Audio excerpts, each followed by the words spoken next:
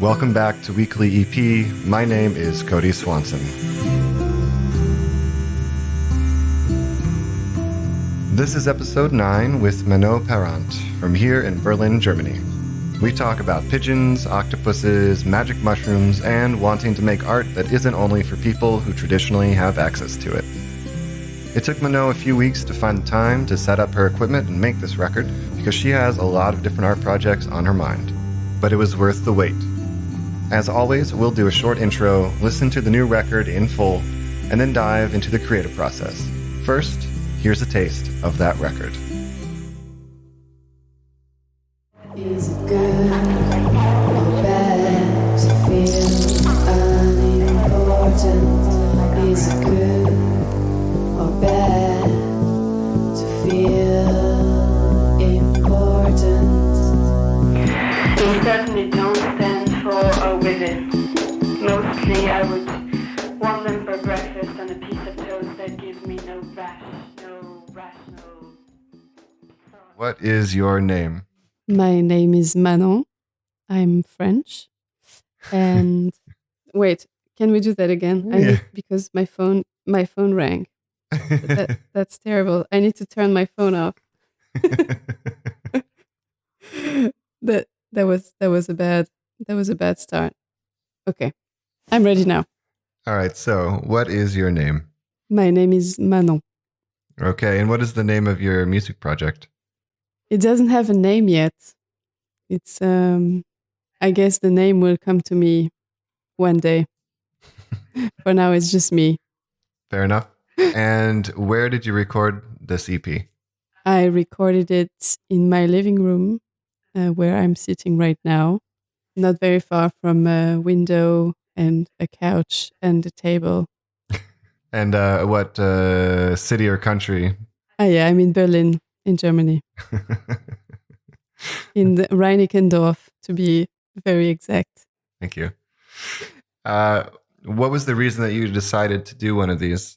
Well, I saw and heard your first release, and yeah, I thought that's such a cool project.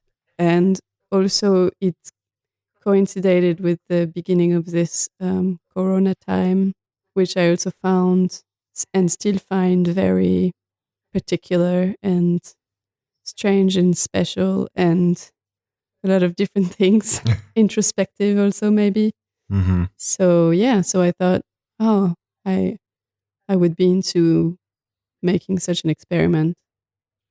Another reason, I guess, is because I'm a very collaborative artist usually, and somehow this year started with me interpreting somebody else's solo, which was a music solo, and that kind of led me to look back into things that I recorded on my own and wanting to explore that realm a little bit more, like, maybe not being so dependent on meeting with other people and also just discovering what comes out of just me.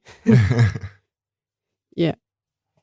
So I have not heard too much of your music before this, I guess. You sent me a few things, but would you say that what you made for this record is in line with the kind of stuff you normally do, or is it something that was kind of a little bit more different? I guess maybe I can answer this question in 10 years. Yeah, I have no distance, but I guess it kind of makes sense, at least, that I did what I did now, because I'm trying to mix different things that I'm into. And yeah, I guess it's a kind of hybrid style that I'm having at the moment. And maybe it's not yet a very mature style. So I cannot really tell, this is my signature or not. Like, I don't know. Yeah, I'm just taking baby steps here with my solo stuff. All right. Well, that's cool. No, I mean, that's awesome. Whenever someone says, I'm still figuring it out, I think that's great. I think you should always be figuring it out. Yeah. But also, in general, I think I'm a very shifty artist, like maybe some kind of chameleon. Like I love to change and embrace like radically different styles of dance, of singing, of music. Like, I mean, I've done a lot of noise music, but I'm also a classically trained musician, and I do weird performance art. So it's not. I don't think I ever would want to categorize myself in one style. I find this personally very alienating. I think some artists are very talented in like choosing one thing and then digging so deeply into this one thing. But I think I'm more of a like explorer in the variety of things. I find this more fun. Yeah.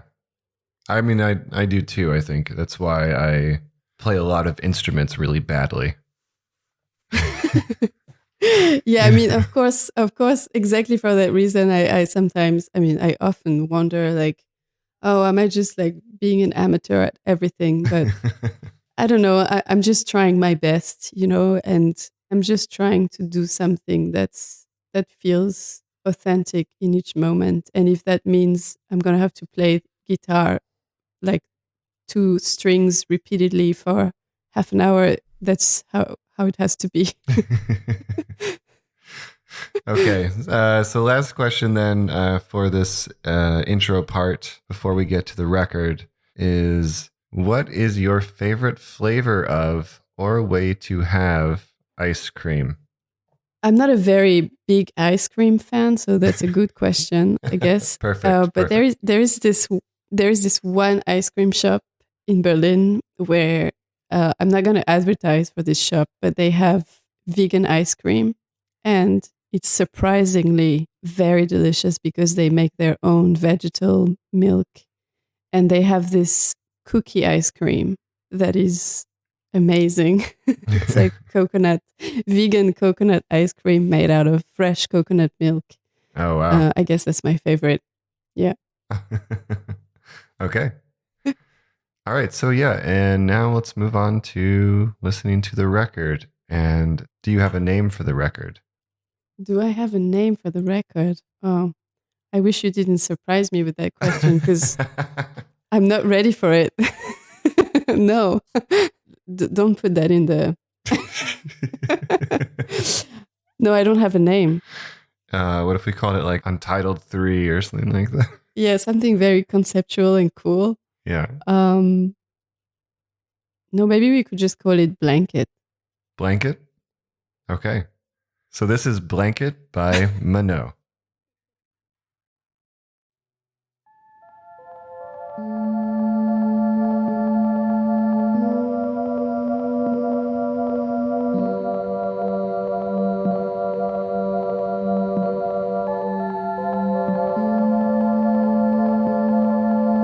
Today is a whirlpool of grey darkness. A goo, something disgusting, something that feels like a bad trip.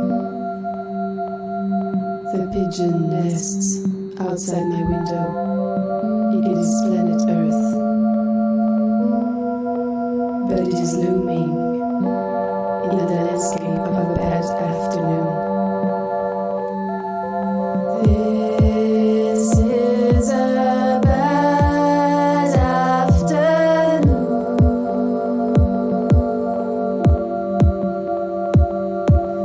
This is a bad afternoon.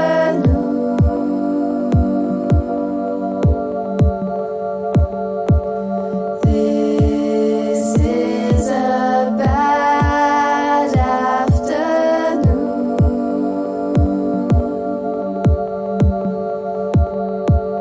All paradigms shift. All paradigms shift. All paradigms shift.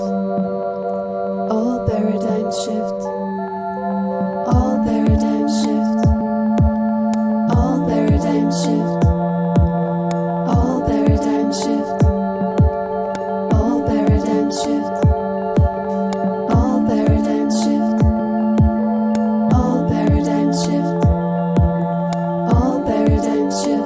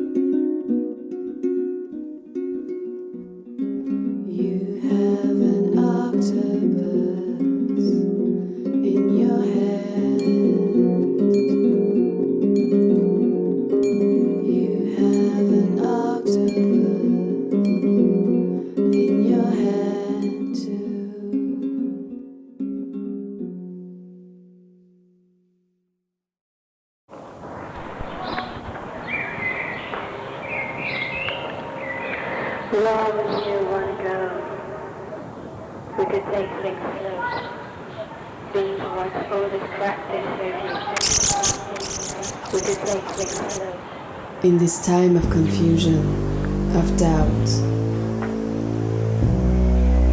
of unknown, of lostness, of abyss, I have been asking myself some question. I have been asking myself some question. Where would you want to go? We could take things slow. We could smoke some HBO, binge watch all this crap they serve you, as if it were Korean fried chicken, as if it were the golden chain that hot tub was warming up in your body, full of crusty lust. The lurid details of the erased noses that smell like a new kind of poop I do not want to comprehend. Is it good or bad to feel unimportant? Is it good or bad to feel important? They certainly don't stand for or with it. Mostly I would want them for breakfast on a piece of toast that gives me no rational thought. The suicide option is also a jump ahead of myself and of my comrades. The implication of words and statements are themselves getting ahead of themselves involved in dying processes like patterns of blues and bread, lovingly intertwining. Is it good or bad to feel unimportant? Is it good or bad to feel important? Well, the honey mushroom will most likely take over the whole earth, although maybe by then we won't consider it a conquest because we will be part of the mycelium, the main route, like a god route, driving us like bicycles with absent drivers, fully automatic solar panels, hydraulic brakes with vodka instead of water. It will stop you real good, just like a wall. A 20 meters wave of hate which is impossible to surf. Not standing. Is it good? Not standing.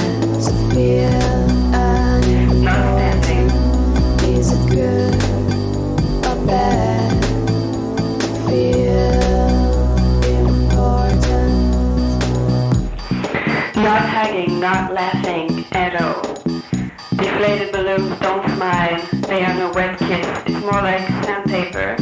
It is hard to roll into a bowl or into a joint where people gather but stay apart to avoid contamination, propaganda, manipulative assholes, and big mouths. The mouths eating mouths like zombies' mouths. Like the mouth of Mr. T. I won't pronounce the full name. Not again, not after again, nor again after never. Never. Is it good or bad to feel unimportant? Is it good or bad to feel important? I have been asking myself unimportant questions. I have been asking myself important questions. Are you important?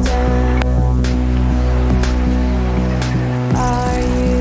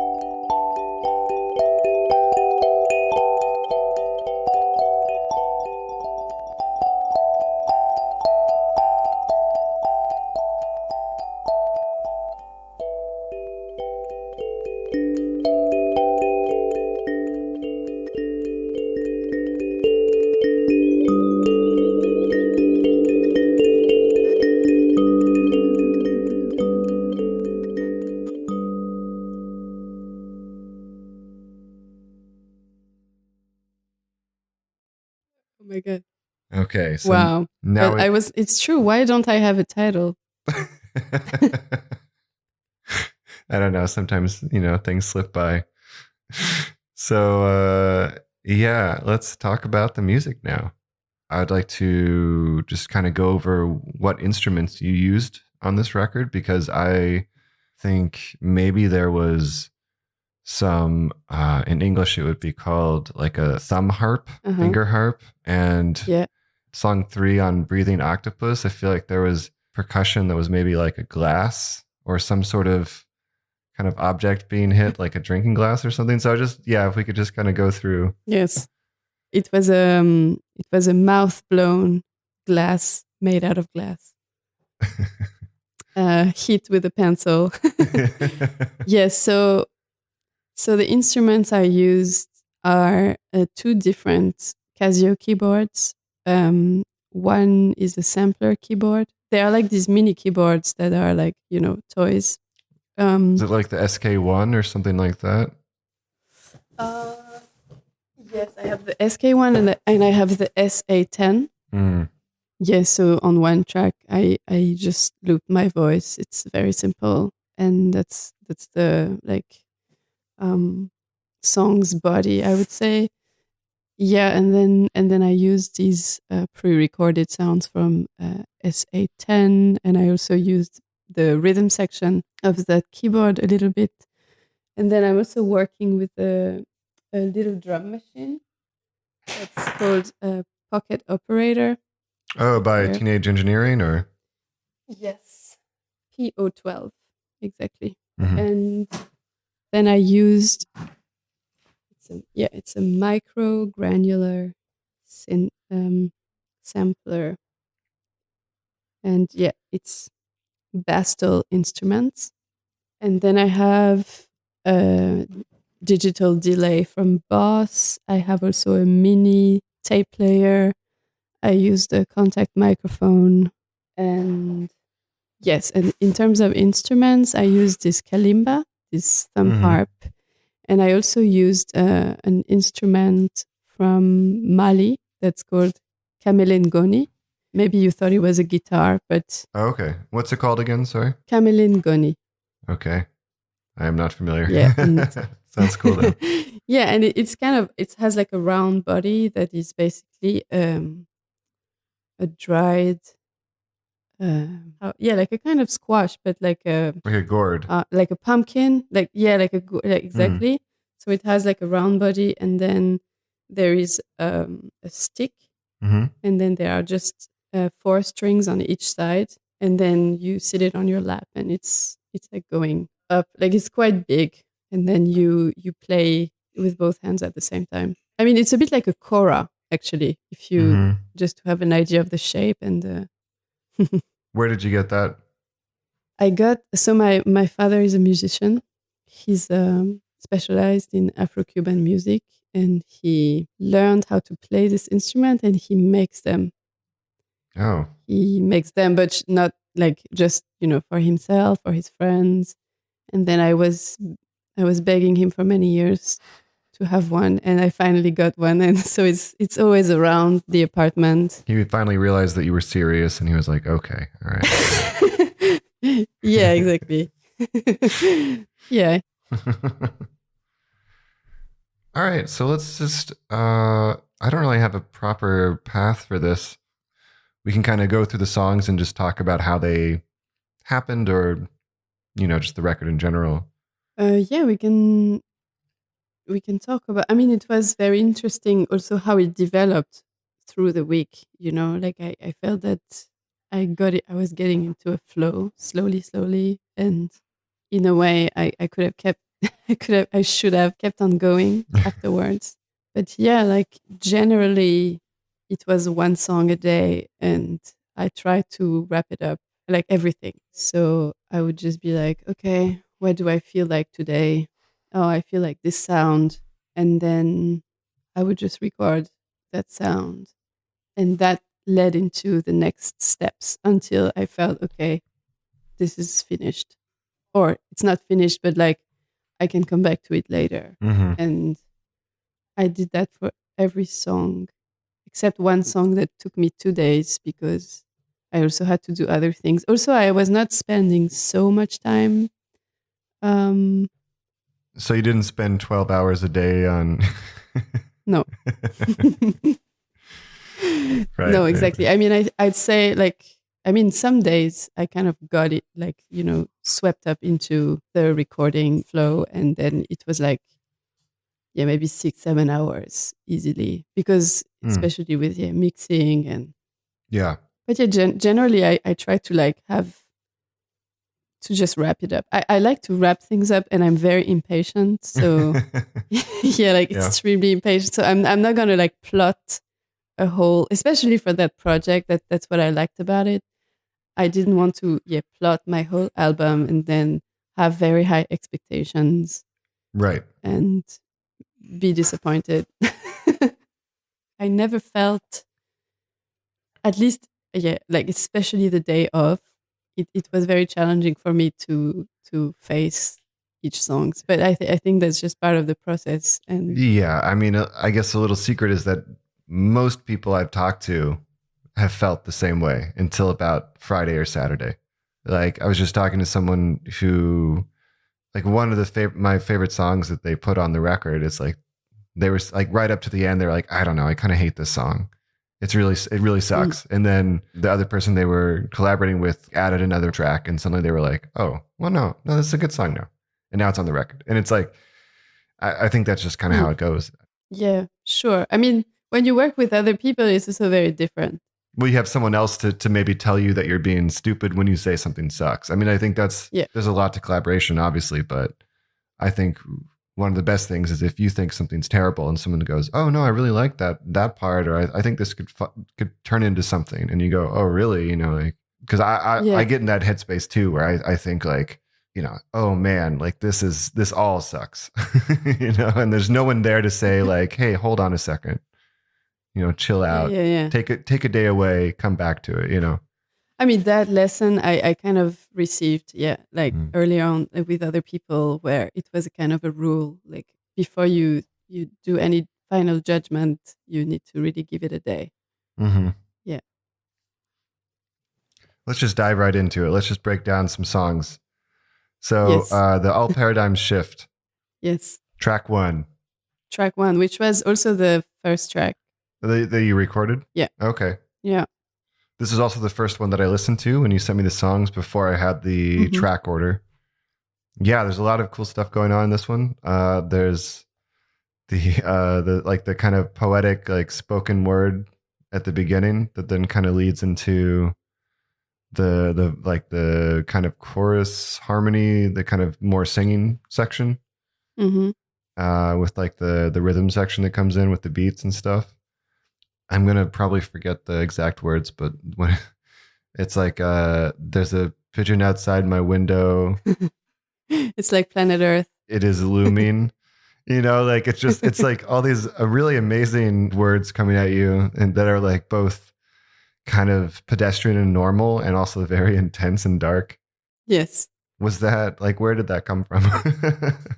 So actually, in this song, but also in general, in actually each song, the lyrics were written each day, like, you know. So I remember that day was quite dark, and there was really a pigeon outside my window, and I did really feel that it was looming, and it was really a bad afternoon, like, you know. And then there was this hopeful thoughts that all paradigms shift, and someday I'm going to get out of it. I mean, it's also like I recently took some mushrooms, and I think a few things in that EP are coming from that experience. And, you know, when I'm tripping, at least I'm very sensitive to light. And that was a day where the light was gray and everything felt heavy. And it was also that time of the day where I felt like that. And then when I'm tripping, when I'm on mushrooms, the thing that helps me sometimes through the hard moments is that it's going to change, is that the paradigm is going to shift. And also in general, like I find that truth kind of to apply, you know, in everything. Like it's going to pass, and yeah, I mean, the pigeon is going to fly away. or the pigeon will start glowing in the bright sun, you know. But you know, it's funny because I think the first time I listened to that song, I thought that line, you know, the all paradigm shift line was kind of, it did feel a little sinister or dark, maybe coming after the bad afternoon and the looming pigeon and stuff. But then when I listened to it again earlier today, it felt actually sort of not just positive, but when there's kind of in the background says, I hope like your paradigm shifts too, or something along those lines. And it sort of feels like a friendly message, sort of saying like, I hope that your routine or your kind of situation changes, and kind of it felt like a kind of a nice, like the idea of a paradigm shifting became something that was positive instead of a negative. Yeah, totally. I think because in a way I realized also recording the EP that I was kind of talking to myself. Like it was a bit of a conversation with myself.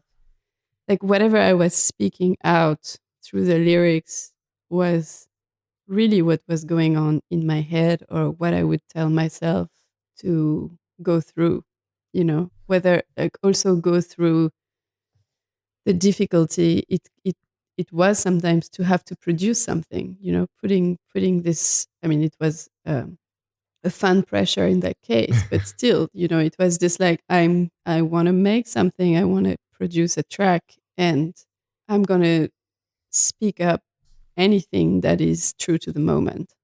And in that moment, I had to reassure myself that this paradigm was going to shift. And okay, so song 2 then, Weight of the Leaves. Yes. And this one starts off with a really fun, noisy kind of synthy start, which was really cool. When I first heard it, I wasn't sure if it was going to actually go into any kind of song part. I thought maybe it was just going to be that build the entire time and then just end. But and then it goes into the kind of a chant, like it feels sort of like a protest, sort of like kind of like a just this like yelling kind of chanting protest with a lot of like low end synthy kind of like, kind of things going on. Yeah, I don't know. Tell me about this song. Yeah, I mean, first of all, I'm trying to, like, let's say, like in the recent years, I've been re-embracing pop music, or like just like the idea of making a song in general, because I think I come from a place that is way more snob, where like, yeah, like I'm kind of like, yeah, no, but like I'm making sound art and like, right, classical, I experimental, don't know, like kind of deconstruction. Yeah, or like just like sensation and like, away from like the words and rhythm and like, but somehow in the recent years I've felt, okay, maybe it's time to bridge a little bit and make some things that are a bit more, I don't know, like generous in some way, or like a bit more accessible, or like a bit more communicative, like, I mean, maybe to a larger amount of people also. And I don't know, yeah, to find like a balance between something that's more abstract and something that's more concrete that you can kind of hang on to. So I think this song is kind of representing this. Yeah, because it's kind of weird, but it's also kind of recognizable in some ways. And yeah, like the screaming part, it was just, I think screaming is healthy and helpful. So yeah, I just felt, I'm screaming. We actually, I involved my partner here to scream with me, which was a really fun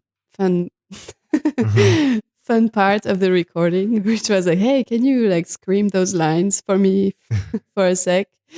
I don't know if that's cheating. I hope that's not. That's fine. That's fine. Yeah. Also, like, I do have this massive tree in which the pigeon is nesting. That is right in front of my window, and it's bursted, like all the green leaves bursted out recently, and now it just feels that they are hanging on the tree. And I felt that the weight of having to be at home and for 2 months now was also weighing on me, and those leaves were kind of like a weight I wanted to shake off my shoulders.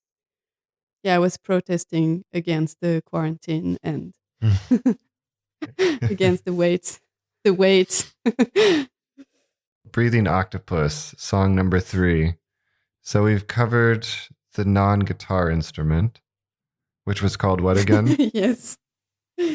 Kamelengoni. Okay. And the percussion was a pencil on a hand-blown glass. Yes. Okay. Mouth blown. Mouth blown. Sorry, yes. Glass.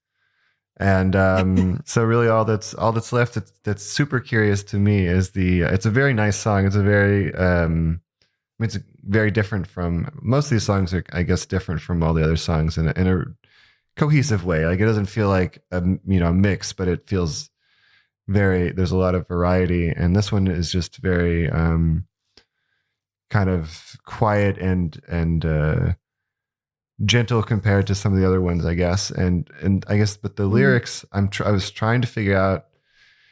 I don't mean to insult you, but the lyrics feel kind of cute to me. No, you said the word. No, I'm not cute. But I think it's just okay. The idea of an octopus on a bed. Yeah, well, first of all, in general, I'm really struggling with lyrics. Like, I would say it's not my strong area. So I was really just playing with what I had. Mm-hmm. And this octopus this is from my psychedelic trip. I was in my bed and my cover is gray, and it looked like an octopus at some point, and it was breathing. So it just came to me, like, in this process of being like, what is with you right now? It was the octopus. Okay. And also I'm reading a book about the evolution of the octopus, and that how they are like our furthest ancestor, but also the most evolved version of, like, yeah, octopus branched out like very early on, and then they developed like kind of as far as we did, and they have this totally other brain that is fascinating. They seem to get stuff out of psychedelics as well, right? Like that's. Oh, really? Yeah, there's I guess studies with like MDMA and things like that, where they give it to octopuses and they actually become kind of cuddly and touchy, which is really unusual for them, I think. Okay. And their colors, like, especially the octopus that can like camouflage, like their colors are going crazy and like shifting. There's some really interesting videos I think you can find, but yeah, octopi are fantastic. Really interesting creatures, but that makes a lot of sense that was also tied into the mushrooms. Trip. Yeah. Yeah. And when I say, do you see what I mean? Do you feel what I see? Do I see what you feel? It's also this, realization of the irremediable discrepancy between our different realities. Like, something cannot be transmittable, and this octopus on my bed, I guess, yeah, like it's cute, like you can hear that it's cute, you can hear that it's frightening, but it's like, I don't know, like my I cannot really render my experience. I mean, in general, right? But especially in that state when experiences are kind of so much more indescribable than normal, right? Like they're yeah. You have to sort of describe a whole new reality in order for it to make sense. Yeah. Next, we have song number 4, which is Let's Give It a Rest. Mm-hmm. And I'm just going to read through or kind of tell you a couple of the notes that I took when I was listening to this. There's obviously some more spoken word, which is awesome. Were these your words, or were you reading something from someone else or from a book? Or was it like a quote from something? There's like mentions of like comrade and things like that. So no, I was, how do you say, like doing free associations, like kind of nonsense, like, like, so there are a lot of sentences that like become something else than what they were. So yeah, I start speaking about something that turns into something else. So no, I was just reading my own flow of strange thoughts. Nice. Okay, yeah. Cool. And I don't know if it's fair to describe it as a chorus, but the sort of chorus-like part of the song where the line, is it good to be good or bad to feel unimportant or important? I thought was really cool. Yeah. And that section, especially with the rhythm and the kind of synth or the kind of instrumentation, it reminded me Yeah. a lot of the best parts of the 80s Pet Shop Boy kind of music, Mm-hmm. like the electronic music from that period, where it Yes. maybe they used similar like keyboards and stuff for the rhythms and stuff, but it just had this really interesting, fun throwback sound. Yes. Yeah. That was with the SA10. Yeah, like totally retro retro sound. Yes. Yeah, even the production, like even the sound of it had a really familiar sound in like a cool way, like it's just but I really liked that line too, like how it just you ask, is it good or bad to feel unimportant? And then, the Yeah. listener is thinking about that, and then you're like, but is it good or bad to feel important? And you're like, oh, all right. Yeah, it's kind of the I mean this actually I wrote down in my notebook maybe a week ago. Like that was already a thought I had. Mm, Um yeah, and I just I don't know, that day it just kind of freely like came up. I was like, oh, I need a chorus. Like, all right, mm, this seems like it means something to me. I think a lot is tied up in those questions, just like facing like global warming and the extinction of a lot of species, and it's like related to action and inaction and selfishness and non-selfishness, and also like I don't know, community solidarity, but also like when you don't feel important, you also become like super passive. And I find myself watching the world collapse and feeling helpless about it. I think that's a feeling that I share with a lot of my friends, at least. Yeah, it's tricky.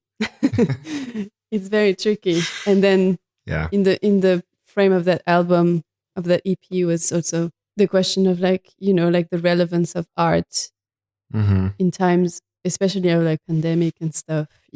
How much am I important? Am I important? What is important? What could I do? I mean, it's related to like question of usefulness or uselessness. It's it's a lot to think about. I mean, because I'm mainly a performer, and I mainly operate in theaters, Mm-hmm. funded theaters, which are also like very elite kind of areas, very like not very accessible necessarily to like different kinds of people and with different social backgrounds. And I've been, wondering a lot, like, okay, is there an area where my art could be more useful? And these questions were already there, like, but I guess this time just made them more urgent. Like, oh my God, like, yeah, like, where should I act? Where should I focus my efforts? Where is it really needed to give? Hmm. Yeah, I don't know if that's going to take you a while to figure out. I think Thank you. if you do figure it out, though, please let me know, because I would also Yeah. be interested. Yeah, I mean, I was recently touring in Madagascar, and we performed a few times in prisons. And for example, that's one thing that has been on my mind. And also, I mean, of course it's uncomparable, but with this lockdown experience, like, it just made me also think about that, and about like art in prison, for example. Mm-hmm. Or yeah, like that's one thing. So I'm gonna look into that, and how I could maybe do something here in Germany in prisons. Yeah, like go sing some songs, or I don't know. Yeah, coming back to this question, is it good or bad to be important, to feel important, or to feel unimportant? Maybe a bit of both. And Mm-hmm. this time has been inspiring in that way. Like, okay, I can actually take a deep breath and choose my steps a little better. The last song then on the record, song Yeah. 5, Lullaby for Georgia. Yes. So this is the one with the thumb harps, right? Yes. Okay. And it sounds like in there are little elements that feel a little bit like singing saw, but I assume those are synthesizers or like they're the keyboard. I know it's just because so this thumb part is a little bit special because you can actually plug big jack cable in there. Yeah, so this song is the song that came the most naturally. Like one of one of the evenings of that week, I just sat on the couch and I just played, and then I was like, this is flowing like very naturally, and I need to record that. And so it's just two tracks, and the second track is just with the part plugged into a delay pedal, Oh, and okay. just like simple sounds that are like, All right. yeah, cosmic. Cool. So it's all mainly Yeah, thumb harp then. it's like one track is pure, Uh-huh. like only thumb harp, and the second track is thumb harp with a little bit of effect. And that's like was that like the Boss DD6 or DD5 or something like that or Um, yes, it's the DD6. okay, cool. Yeah, and Georgia is a baby. It's Oh, a like an actual baby. yeah, it's an actual person. It's Okay. so because this thumb harp was gifted to me by two of my closest friends, and they have a child, and so I thought, well, this is definitely for her. Like she was with I was thinking of her when I was playing it, and so Hmm. that's it. Well, I was going to say already that it's a very nice way to close out the record, but now it's an extra nice way of closing out the record. Yeah, I try to balance in the record because you know you said earlier like things were very different, but that was like songs were very different, and but that was definitely a concern of mine. I was trying to balance the energies. You know, I was like, I'm not gonna just do like drones. You know, I want to have a bit of I want to have a bit of everything. Looking back on it now, as an album, how do you feel about it? Um, how I feel about it as like a product, I I think it's too early for me. Like really, I cannot really have a sense now. In general, I need a lot of time. Like I think in a couple of months, I will be maybe able to to have a look. Mm-hmm. Yeah, because like for Okay. example, the tracks that I released like a few weeks ago, they are from like 2 years, a year before that. You know, I'm usually my process is very long with my own stuff. So I don't really know, but what I can say is that I'm very happy about the process. I think it has required me to find some kind of self love, like in terms of more self acceptance, to to produce things and not censure myself. So in that regard, it's very precious. So regardless if the result is like according to my snob self, good enough or not, um, Uh-huh. it doesn't really matter. I think I'm very happy about it because of what it means and what it opened. And I hope I will continue to record like now, like soon. Yeah, like it kind of unfroze me, and that's precious. Yeah, hold on to that. I mean, or keep your recording stuff set up. I think that's the biggest thing. That's the biggest thing. I think sometimes the hurdle is like when you don't have the microphone plugged in, Yeah, or you don't have whatever the headphones nearby. It's like, sometimes that's what makes all the difference. And if you have the inspiration or the kind of the freedom or the openness now to kind of let it happen, then it probably will. exactly. I think you're right. And I live nearby an airport, and these days there are not so many airplanes, which has also enabled me to record from home, which is one of the magical effects of the coronavirus. Yeah, but for sure, like also this process has made me realize how, in a way, simple it is. I mean, as long as I want to record simple things, it's possible, and it's not that crazy, and it doesn't have to take so much time. Yeah. It's around the corner.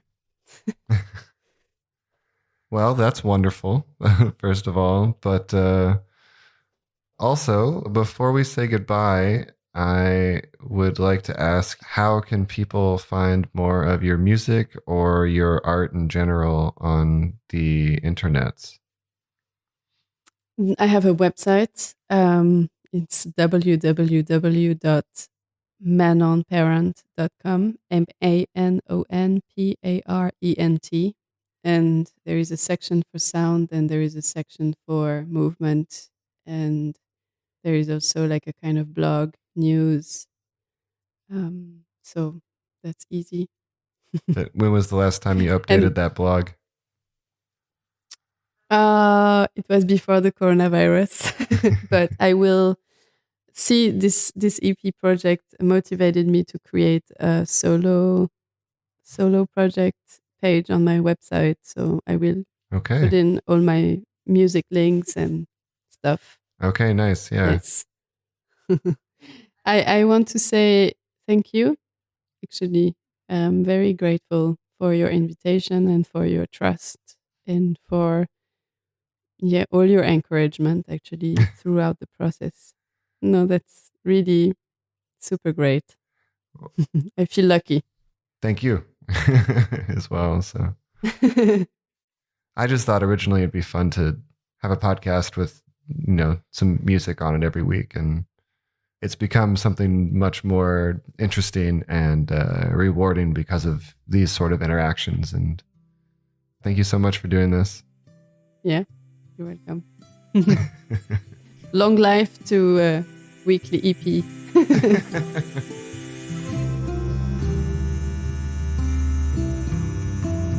Thanks for listening to another episode of Weekly EP. Once again, my name is Cody Swanson.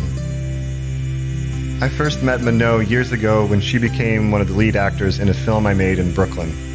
She was in New York performing as a dancer, and it wasn't until only recently that I found out she played music as well. So I'm starting to wonder if there's anything she can't do.